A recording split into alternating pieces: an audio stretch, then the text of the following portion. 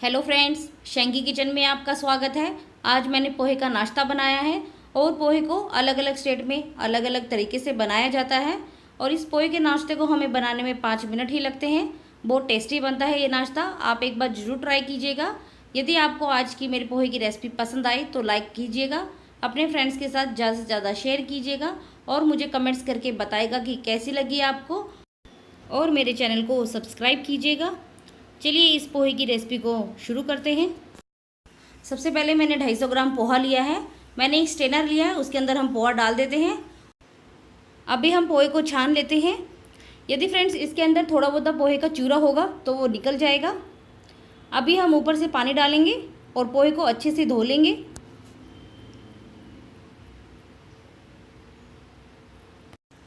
और अभी हम पोहे को हाथ नहीं लगाएंगे क्योंकि पोहा इस टाइम बहुत सॉफ्ट होता है, वो टूट जाएगा।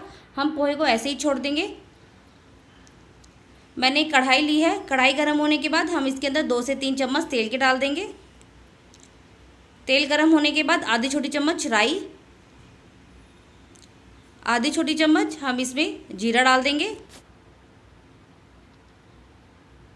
जीरा होने के बाद मैंने 2 हरी मिर्ची ली है, वो डाल देते हैं।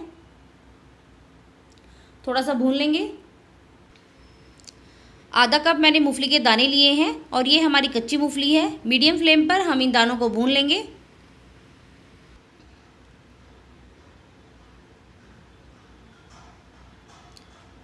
मूंगफली को भूनने के बाद मैंने एक बड़े साइज़ का प्याज लिया है जिसको मैंने चॉप कर लिया है, वो डाल देते हैं। प्याज को भून लेंगे। थोड़ा सा भूनने के बाद हम इसके अंदर कड़ी पत्ता डाल देते हैं। एक बार मिक्स कर लेंगे और मीडियम फ्लेम पर इनको हम फ्राई कर लेंगे। प्याज भूनने के बाद हम इसके अंदर आधी छोटी चम्मच हल्दी पाउडर डाल देते हैं और मिक्स कर लेंगे। अभी हम इसके अंदर पोहा डाल देते हैं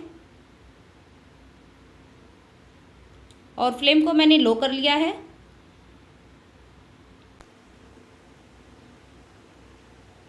पोहा डालने के बाद मैंने 2 हरी मिर्ची ली थी, इसको मैंने पतला पतला काट लिया है। और फ्रेंड्स मिर्ची को अपने टेस्ट के अकॉर्डिंग कम या ज़्यादा कर सकते हैं। आधी छोटी चम्मच मैंने चीनी की ली है, ये बिल्कुल ऑप्शनल में है, आप चाहे स्किप कर सकते हैं। एक बड़ा चम्मच मैंने नींबू का रस लिया है, वो डाल देते हैं। अभी हम इसमें स्वादानुसार नमक डालेंगे। इन सबको अच्छे से मिक्स करेंगे। और फ्रेंड्स आप एक बार चखने के बाद यदि आपको खट्टा कम लगे तो आप और इसमें नींबू का रस डाल सकते हैं।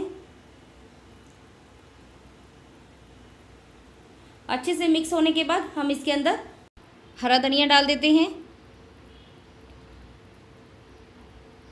एक बार मिक्स कर लेंगे और लो फ्लेम पर हम इसको ढककर 1 मिनट के लिए पका लेते हैं। 1 मिनट हो गई है, एक बार मिक्स कर लेंगे। और आप देखिए हमारा कितना खिला खिला पोहा बना है और पोहे में से बहुत ही अच्छी खुशबू आ रही है। चलिए हम पोहे को सर्व करेंगे।